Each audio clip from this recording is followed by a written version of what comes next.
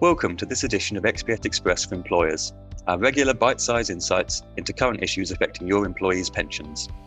In this issue, we look at the key implications of the upcoming funding and investment strategy regime for pension scheme sponsors.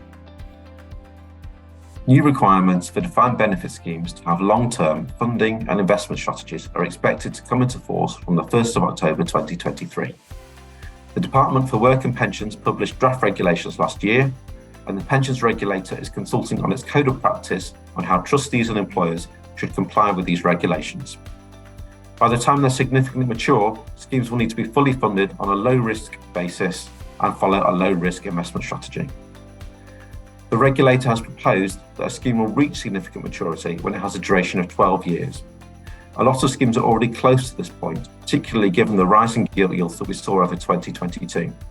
This means schemes may need to de-risk sooner, resulting in pressure on employers to fund any deficits more quickly. There are some key requirements for employers under this new regime. Firstly, employers will need to agree a long-term objective for their scheme, and it will be important that this is aligned with wider business strategy and risk management. Employer covenant assessments will no longer hinge on a covenant rating, and to get the best outcome, employers will want to provide as much relevant information as possible around cash flow forecasts and long-term prospects. Employers may even want to lead on covenant assessments and consider what contingent assets might be available. Employers will need to agree a low dependency investment allocation for their schemes and a plan to de-risk over time. Finally, any deficits will need to be paid off as quickly as can be reasonably afforded. Now, there are a couple of important issues that could have a big impact for some employers. Firstly, the draft code does not include any transitional arrangements for schemes that are already significantly mature. This could lead to material demands for higher cash contributions for some schemes. Employers should be ready to seek reasonable recovery periods.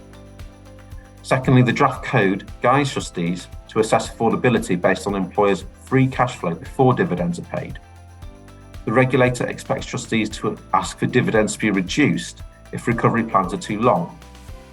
Employers may need to justify that their dividend policy is sustainable. So what actions can employers take in light of all of this? Firstly, we recommend assessing how the draft code will affect your business and decide whether to respond to the consultation. Next, identify the first actuarial evaluation, which will need to comply with the new regime, and how long it will be until your scheme is significantly mature. Then, consider how you will present your employer covenant and the affordability of cash contributions. Finally, review your long-term pension strategy in light of these new requirements, to ensure it remains aligned with your wider business objectives. I hope you have found this edition of XPS Express helpful. Please do get in touch if you would like to discuss any of the topics covered.